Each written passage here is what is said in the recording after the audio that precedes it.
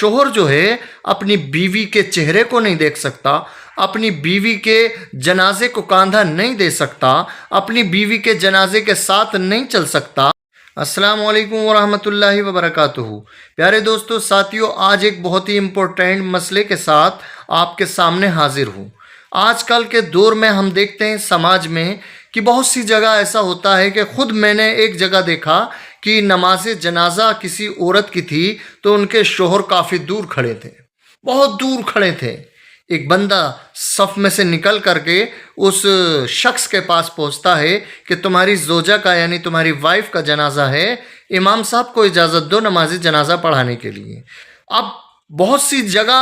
لوگوں میں یہ افواہ، یہ بات پھیلی ہوئی ہے، جاہلانہ طریقے سے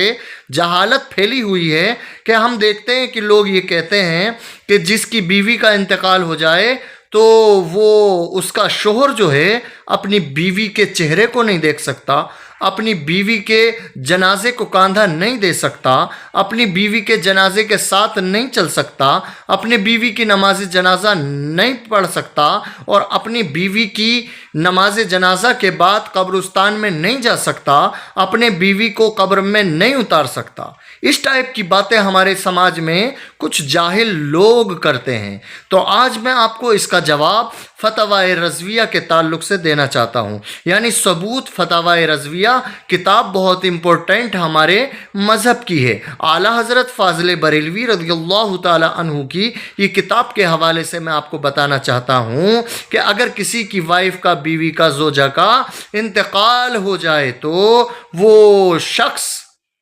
اپنی بیوی کے چہرے کو دیکھ سکتا ہے، اپنی بیوی کے جنازے میں شرکت کر سکتا ہے، اپنی بیوی کے جنازے کو کاندھا دے سکتا ہے، اپنی بیوی کو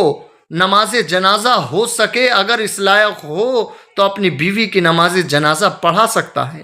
اپنی بیوی کی نماز جنازہ پڑھ سکتا ہے، اپنی بیوی کے نماز جنازہ کے بعد قبرستان جا سکتا ہے، اور اپنی بیوی کی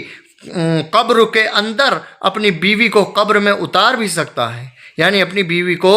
اپنے ہاتھوں سے قبر میں اتار بھی سکتا ہے۔ کچھ جاہل لوگ باتیں الٹی سیدھی افواہ کے طریقے سے سماج میں پھیلا دیتے ہیں کہ ایسا نہیں ہوتا ہے، ویسا نہیں ہوتا ہے، ایسا نہیں کر سکتے ہیں، ویسا نہیں کر سکتے ہیں۔ یاد رکھو مسلمانوں، اس ٹائپ کے مسئلے ہمیں اپنی علماء کرام سے تعلقات بڑھا کر کے حاصل کرتے رہنا چاہیے، نہیں تو لوگ مذاق بھی بناتے ہیں، ارے صاحب یہ ایسے بول رہے تھے، وہ ویسا بول رہے تھے۔ یاد رکھو